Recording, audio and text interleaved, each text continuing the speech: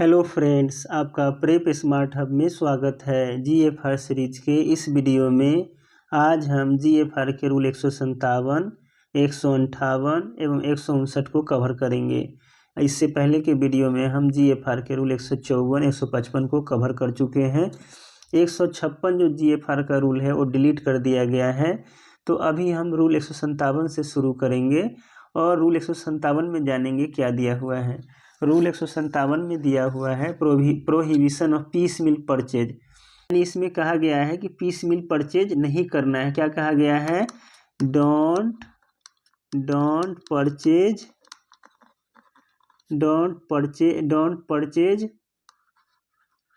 Goods oblique services in piece मिल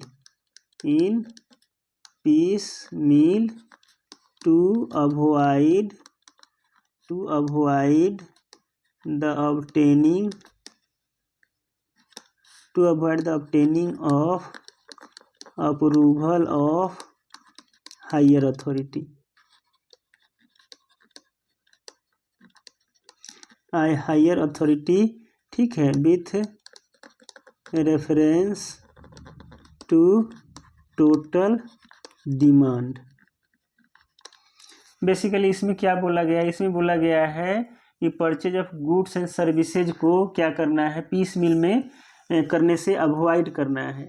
ठीक है, क्या बोला है? गुड्स एंड सर्विसेज का परचेज पीस मिल में नहीं करना है। इसीलिए नहीं करना है कि हायर अथॉरिटी के अप्रूवल से बचा जा सके। ठीक है, इसके लिए पीस मिल में परचेज नहीं करना है। जैसे इसको हम एक एग्जाम्पल से देखते हैं, एग्जाम्पल में लेते हैं। ठीक है, एक एग्जाम्पल देखते हैं। जैसे मान लीजिए कि आपको 5,50,000 रुपये का क्या करना है? ठीक है, लैपटॉप खरीदना है। क्या खरीदना है?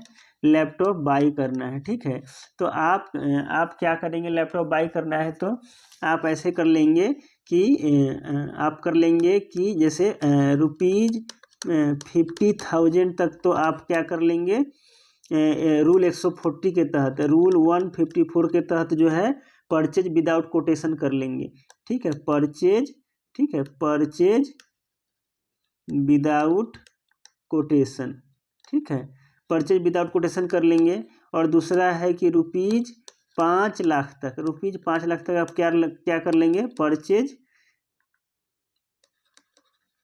Purchase through purchase committee. ठीक है, परचेज कमिटी के थ्रू कर लेंगे। तो इससे आप देख रहे हैं जैसे 5,50,000 का सामान है, अगर आप पीस मिल में नहीं खरीदेंगे तो आपको क्या करना पड़ेगा? लिमिटेड टेंडर इंक्वायरी के थ्रू करना पड़ेगा। लेकिन अगर पीस मिल में कर लेंगे तो क्या होगा? आप जो है क्या करेंगे? 50,000 विदाउट कोटेशन कर सकते हैं और अप टू 5 लाख तक क्या कर सकते हैं? परचेज कमिटी के द्वारा कर सकते हैं। दोनों में टेंडर निकालने की जरूरत नहीं पड़ेगी। रूल 154 में वही है, परचेज विदाउट कोटेशन, और रूल 155 में है purchase through purchase committee.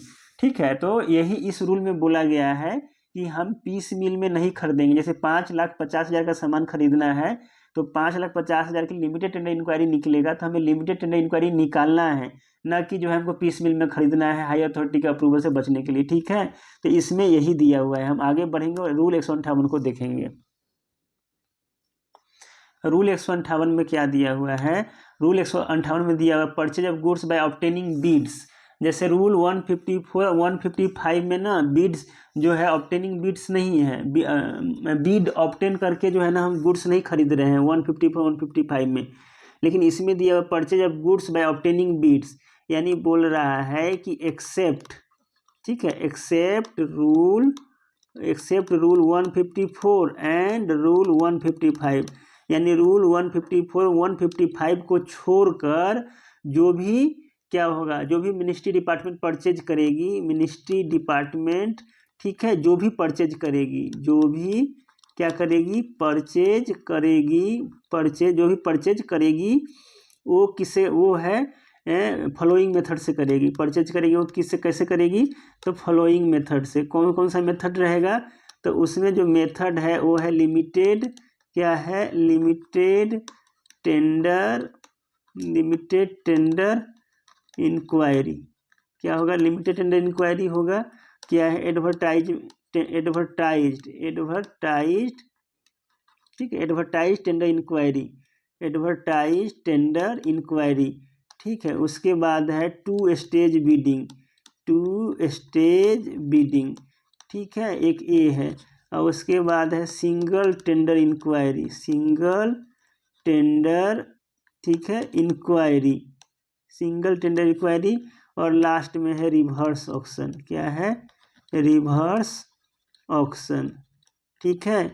Basically क्या बोल रहा है कि रूल 154 155 में जो दिया हुआ है उसको छोड़ करके जो भी परचेज ऑफ गुड्स जो है हम खरीदेंगे वो किसके थ्रू खरीदेंगे, तो लिमिटेड टेंडर इंक्वायरी के थ्रू खरीदेंगे, एडवर्टाइज टेंडर इंक्वायरी के थ्रू खरीदेंगे, या टू स्टेज बीडिंग के थ्रू खरीदेंगे, या सिंगल टेंडर इंक्वायरी के थ्रू खरीदेंगे, या रिवर्स ऑक्शन के थ्रू खरीदेंगे, ठीक है। यही इसमें दिया हुआ है, ठीक है। हम आगे बढ़ते हैं और जो है रूल 159 को देखेंगे, ठीक है। रूल 159 में क्या है, रूल 159 में ई पब्लिशिंग, क्या दिया हुआ है, ई पब्लिशिंग। बेसिकली इसमें दिया हुआ है, इसमें जो है 4 पॉइंट है, इसमें 4 पॉइंट इसमें दिया हुआ है। पहले पॉइंट में कि जो मिनिस्ट्री डिपार्टमेंट है, जो भी मिनिस्ट्री डिपार्टमेंट है वो क्या करेगा, मैंडेटरी है उसके लिए, मिनिस्ट्री डिपार्टमेंट के लिए मैंडेटरी है क्या करना, ई पब्लिशिंग करना, ई पब्लिशिंग करना क्या है, मैंडेटरी है। मिनिस्ट्री डिपार्टमेंट के लिए ई पब्लिशिंग करना मैंडेटरी है। क्या ई पब्लिशिंग करना मैंडेटरी है, तो टेंडर इंक्वायरी, क्या, टेंडर इंक्वायरी, टेंडर इंक्वायरी, ठीक है, ये पब्लिक प्रोक्यूरमेंट पोर्टल पे करना, टेंडर इंक्वायरी करना मैंडेटरी है। कोई कोरिजेंडम अगर निकालता है, ठीक है, कोई कोरिजेंडम निकालता है वो भी मैंडेटरी है। और इसमें जो है अवार्ड ऑफ वर्क अगर किसी को मिलता है, अवार्ड ऑफ वर्क, वो भी क्या है, मैंडेटरी है। क्या करना, ई प्रोक्यूरमेंट पोर्टल पे डालना, ई प्रोक्यूरमेंट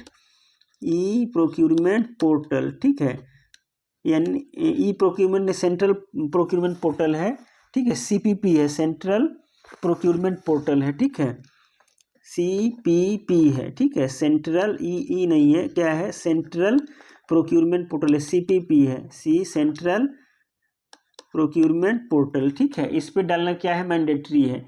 ई पब्लिशिंग का मतलब है कि आपको जो भी सामान खरीदना है तो सामान कैसे खरीदेंगे, तो सामान तो आप खरीदेंगे टेंडर निकाल के, और जो भी आप टेंडर के लिए क्या करेंगे, तो टेंडर इंक्वायरी निकालेंगे, तो टेंडर इंक्वायरी कहाँ डालना पड़ेगा, तो ई पब्लिक प्रोक्यूरमेंट पोर्टल पे क्या है, टेंडर इंक्वायरी को डालना है। कोई कोरिजेंडम निकाल रहा है तो वो भी डालना है। और जो है जो बीनर है और जो अवार्ड ऑफ वर्क जिसको दिया गया है तो वो भी क्या करना है, आपको सेंट्रल पब्लिक प्रोक्यूरमेंट पे डालना है कि किसको अवार्ड मिला है, ठीक है। तो ये प्रोसीजर फॉलो करना है। एक इसमें दिया हुआ है, एक में दिया हुआ है। आगे बढ़ते हैं, इसका दूसरा पॉइंट देखते हैं, ठीक है। दूसरा पॉइंट में क्या दिया हुआ, ई पब्लिशिंग के दूसरा पॉइंट में, ई पब्लिशिंग के दूसरा पॉइंट में दिया हुआ है कि जैसे कोई कॉन्फिडेंशियल मैटर, जो कोई कॉन्फिडेंशियल क्या करना है, परचेज होना है, कोई कॉन्फिडेंशियल परचेज होना है, या नेशनल सिक्योरिटी से संबंधित, नेशनल, ठीक है, नेशनल सिक्योरिटी, ठीक है, से संबंधित क्या करना है, कोई परचेज होना है, ठीक है। तो उस केस में क्या होगा, उस केस में, ठीक है, पब्लिशिंग नहीं होगा, ठीक है, उस केस में पब्लिश क्या करेंगे, नहीं करेंगे, ठीक है, उस केस में पब्लिश नहीं करेंगे। लेकिन क्या करना पड़ेगा इसके लिए, लेकिन इसके लिए क्या करना पड़ेगा, अप्रूवल लेना पड़ेगा, ठीक है। क्या करना पड़ेगा, अप्रूवल, क्या करना पड़ेगा, अप्रूवल ऑब्टेन करना पड़ेगा। अगर बचने के लिए अप्रूवल ऑब्टेन करना पड़ेगा, किससे, तो इसमें जो है IFD से कॉन्करेंस लेना पड़ता है। IFD से क्या करना पड़ता है, कॉन्करेंस लेना पड़ता है। एंड सेक्रेटरी का अप्रूवल चाहिए, क्या चाहिए, सेक्रेटरी का, ठीक है, अप्रूवल चाहिए। तब क्या कर सकते हैं, ई पब्लिशिंग से बच सकते हैं, और दूसरा कोई तरीका नहीं है, ठीक है। ये मिनिस्ट्री डिपार्टमेंट के केस में है कि मान लीजिए कोई नेशनल सिक्योरिटी या कॉन्फिडेंशियल मैटर है जिसको पब्लिशिंग नहीं करना है, तो उस केस में आपको IFD या कॉन्करेंस सेक्रेटरी का अप्रूवल से आप बच सकते हैं। और इस मिनिस्ट्री डिपार्टमेंट के लिए जैसे ऑटोनोमस बॉडी रहेगा तो उस केस में क्या करेंगे, जैसे ऑटोनोमस बॉडी है, ठीक है, ऑटोनोमस बॉडी है, उसका कोई इसी तरह का कॉन्फिडेंशियल वाला केस है, तो उस केस में बचने के लिए क्या करेंगे, तो उस केस में बचने के लिए जो अप्रूवल होगा, जो अप्रूवल लेंगे वो क्या होगा, तो जो फाइनेंस का हेड होगा, जो फाइनेंस का हेड होगा कहाँ पे, ऑटोनोमस बॉडी में जो फाइनेंस का हेड होगा उसका क्या करेंगे, कॉन्करेंस लेंगे, ठीक है। प्लस जो हेड होगा इसका हेड ऑफ द बॉडी का क्या करेंगे, अप्रूवल लेंगे, ठीक है। ऑटोनोमस बॉडी के केस में अगर नहीं पब्लिश करना है तो ये प्रक्रिया है, ठीक है। अप्रूव बचने के लिए क्या प्रक्रिया है, तो अप्रूवल लेना पड़ेगा, क्या IFD वहाँ भी फाइनेंस हेड का कॉन्करेंस, हेड ऑफ बॉडी जो होगा यानी चेयरमैन होगा जो भी ऑटोनोमस बॉडी का, उसका अप्रूवल लेना पड़ेगा, ठीक है। ये क्या दिया हुआ है, इसमें दिया हुआ है। फिर इसमें ये भी दिया हुआ है, इसमें क्या दिया हुआ है, इसमें ये भी दिया हुआ है कि ये जो आप बच रहे हैं तो इसका रिपोर्ट भी क्या करना है, क्वार्टरली जो है सबमिट करना है, ठीक है। इसका रिपोर्ट भी क्वार्टरली सबमिट करना होता है DOE को, डिपार्टमेंट ऑफ एक्सपेंडिचर को,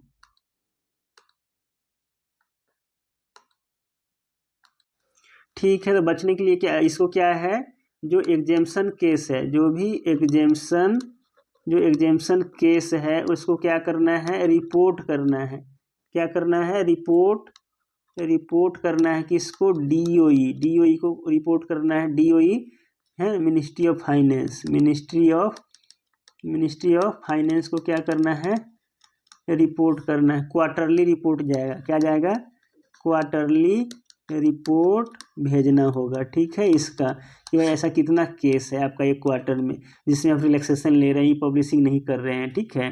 यानी जो है ट्रांसपेरेंसी नहीं दिखा रहा है, बेसिकली ये है। तो वो जो है आपको DOE को रिपोर्ट करना पड़ता है, तो ये चीज़ इसमें दिया हुआ है, ठीक है। ये 2 नंबर पॉइंट था। 3 नंबर पॉइंट देखते हैं। तो 2 नंबर पॉइंट क्लियर हो गया, 3 नंबर पॉइंट देखते हैं। 3 नंबर पॉइंट में क्या दिया हुआ है, तो बेसिकली 3 नंबर पॉइंट में दिया हुआ है कि जो भी इंस्ट्रक्शंस जो है ना, जो होगा वो अप्लाई होगा, ठीक है। The above instructions would apply to all tender inquiry. जो अभी हम देख रहे थे, क्या देख रहे थे, जो ऊपर का 2 पॉइंट देखे, 1 number point, 2 number point. 1 number point में क्या था कि जितना भी टेंडर इंक्वायरी निकालेंगे वो सबका पब्लिशिंग कहाँ करेंगे, पब्लिक प्रोक्यूरमेंट पोर्टल है उस पर करेंगे, CPP पे, सेंट्रल पब्लिक प्रोक्यूरमेंट पोर्टल है, ठीक है, उस पर करेंगे। और नहीं अगर जो कॉन्फिडेंशियल मैटर है तो क्या करना पड़ेगा, रिलैक्सेशन लेना पड़ेगा, ठीक है, DOE को रिपोर्ट करना पड़ेगा। तो ऊपर का जो प्रोसीजर है वो हर केस में फॉलो होगा, यही दे रखा है, ठीक है। तो जो द एबव इंस्ट्रक्शंस, ठीक है, किस किस केस में फॉलो होगा, विल बी फॉलोड, किस किस में फॉलो होगा, तो इसमें है क्या होगा, टेंडर इंक्वायरी निकालेंगे उसमें होगा, ठीक है। ऑल टेंडर इंक्वायरी निकालिएगा उसमें करना पड़ेगा। उसके अलावा जो रिक्वेस्ट फॉर प्रपोजल है, ठीक है, उसमें भी आपको करना पड़ेगा। उसके अलावा एक्सप्रेशन ऑफ इंटरेस्ट है, उसमें भी आपको क्या करना पड़ेगा, वो फॉलो करना पड़ेगा, पब्लिशिंग वाला, ठीक है। अगर किसी रजिस्ट्रेशन कर रहे हैं, रजिस्ट्रेशन ऑफ सप्लायर का भी अगर रजिस्ट्रेशन कर रहे हैं तो उस केस में भी आपको क्या करना पड़ेगा, पब्लिशिंग करना पड़ेगा। या कोई भी नोटिस इशू कर रहे हैं, ऑब्टेनिंग बीड, नोटिस इशू कर रहे हैं रिगार्डिंग, क्या कर रहे हैं, ऑब्टेनिंग बीड, यानी बीड को ऑब्टेनिंग से संबंधित कोई भी अगर इशू कर रहे हैं नोटिस, तो उसमें भी आपको क्या करना पड़ेगा, पब्लिशिंग करना पड़ेगा। यानी ऊपर का जो पब्लिशिंग का जो पॉइंट नंबर 1 था, ठीक है, जो बोल रहा है कि सेंट्रल पब्लिक प्रोक्यूरमेंट पोर्टल पे डालना है, और पॉइंट नंबर 2 में दिया हुआ है कि अगर बचना चाहते हैं तो आपको क्या करना पड़ेगा, सेक्रेटरी का अप्रूवल और IFD का कॉन्करेंस लेना पड़ेगा, ठीक है। और जो है ये रिपोर्ट करना पड़ेगा DOE को। तो वो जो ऊपर प्रोसीजर दिया हुआ है उसको फॉलो करना है, ठीक है। तो फॉलो करना है तो क्या होगा, फॉलो करेंगे तो क्या होगा, जो भी टेंडर इंक्वायरी है उस पर भी ये फॉलो होगा, ऑल टेंडर इंक्वायरी पे फॉलो होगा, रिक्वेस्ट फॉर प्रपोजल पे भी फॉलो होगा, एक्सप्रेशन ऑफ इंटरेस्ट पे भी फॉलो होगा, सप्लाई रजिस्ट्रेशन के केस में भी फॉलो होगा। अब यहाँ देखिए टेंडर इंक्वायरी का क्या मतलब है, तो इसको ना एक एग्जाम्पल के थ्रू हम समझ लेते हैं। ये टेंडर इंक्वायरी क्या है, रिक्वेस्ट फॉर प्रपोजल क्या है, एक्सप्रेशन फॉर इंटरेस्ट क्या है, ये सब डिटेल में जो है ना बाद में पढ़ना है डिटेल में। अभी थोड़ा सा हम समझ लेते हैं इसको, एक्चुअली ये है क्या चीज़, समझ लेंगे तो ज़्यादा अच्छा रहेगा, ठीक है। तो बेसिकली जो है टेंडर इंक्वायरी क्या होता है, टेंडर इंक्वायरी तो इसमें है कि जैसे एक एग्जांपल ले लेते हैं। मान लीजिए कि आप जो है क्या कर रहे हैं, 2 लाख का, जैसे आपको 10 लैपटॉप खरीदना है, क्या करना खरीदना है 10 लैपटॉप 10 जो है लैपटॉप खरीदना है। ठीक है, तो इसके लिए जो है ना जो आप बिड मंगवाइएगा तो वो हो गया टेंडर इंक्वायरी में आ जाएगा। ठीक है, और दूसरा है request for proposal. Request for proposal जिसमें बहुत ज़्यादा टेक्निकलिटी नहीं रहेगा। जैसे मान लीजिए 2 लाख का आपको चेयर खरीदना है, कुर्सी खरीदना है, तो वो सब टेंडर इंक्वायरी आप निकालिएगा और उसके बाद क्योंकि ऐसे वेंडर तो आपको बहुत सारा मिल जाएगा तो आसानी से आप कर सकते हैं। ठीक है, जैसे रिक्वेस्ट फॉर प्रपोजल मंगवाते हैं तो इसमें क्या है, जैसे कोई सॉफ्टवेयर डेवलप करना है, जैसे मान लीजिए कोई मोबाइल, ठीक है, एप्लीकेशन डेवलप करना है, ठीक है, यूजर्स के लिए।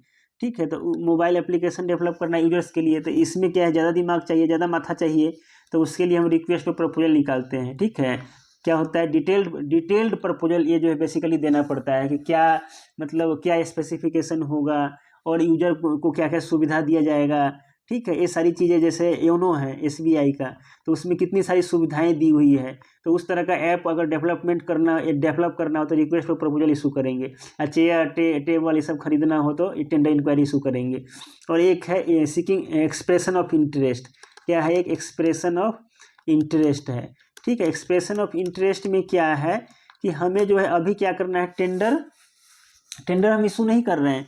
बेसिकली हम क्या कर रहे हैं, हम जो है सप्लायर्स जो भी है, जो सप्लायर्स है या जो एग्जीक्यूटर्स है, ठीक है, जो भी एग्जीक्यूटर्स है, मान लीजिए कोई प्रोजेक्ट एग्जीक्यूट करना है तो उस केस में हम क्या कर रहे हैं, वो उसको पता लगा रहे हैं कि ऐसे कितने लोग हैं जो जो जो जो हम करवाना चाहते हैं तो उसमें जो ऐसे कितने लोग आ सकते हैं, कितने कंपनी जो है क्राइटेरिया मीट करेगा, तो उसके लिए हम क्या करते हैं, एक्सप्रेशन ऑफ इंटरेस्ट निकालते हैं। अब मान लीजिए जैसे 100 कंपनी ने पार्टिसिपेट किया एक्सप्रेशन ऑफ इंटरेस्ट में और उसमें से 10 ने क्या किया है, सारा क्राइटेरिया फुलफिल किया है, तब 10 के बीच में टेंडर निकालेंगे। ठीक है, तो एक्सप्रेशन ऑफ इंटरेस्ट जो है टेंडर इंक्वायरी और रिक्वेस्ट प्रपोजल से पहले का स्टेप है बेसिकली। तो आपको क्लियर हो गया होगा ये। ठीक है, इसके बाद एक इसमें देख लेते हैं अगला पॉइंट एक बचा हुआ है। अगला पॉइंट क्या है, ई पब्लिशिंग। अगला पॉइंट क्या है, ई पब्लिशिंग। अगला पॉइंट 4 नंबर है। 4 नंबर में क्या दिया हुआ है,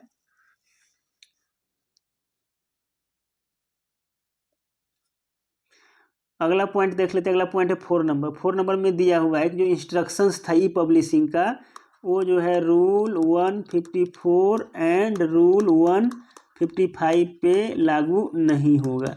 ठीक है, लागू नहीं होगा, यही दिया हुआ है किसमें, इसके चौथे नंबर में। ठीक है, ई पब्लिशिंग का 154 यानी क्या, तो जो विदाउट कोटेशन के 50,000 तक सामान खरीद सकते हैं वो है। अब 154 में जो है purchase of goods by purchase committee के थ्रू जो खरीदते हैं वो आता है। तो ये दोनों पे ई पब्लिशिंग लागू नहीं हुआ। ई पब्लिशिंग का मतलब है कि परचेज कमेटी से जो सामान खरीदाएगा या विदाउट कोटेशन जो सामान खरीदाएगा उसको जो है पब्लिक प्रोक्यूरमेंट पोर्टल पर डालने की ज़रूरत नहीं है। ठीक है, हमारा जो ये वीडियो है यहीं पे समाप्त होता है। आशा करते हैं आपको वीडियो ये अच्छा लगा होगा, और अच्छा लगा है तो कमेंट करके ज़रूर बताइए। वीडियो को देखने के लिए बहुत बहुत धन्यवाद। Thank you.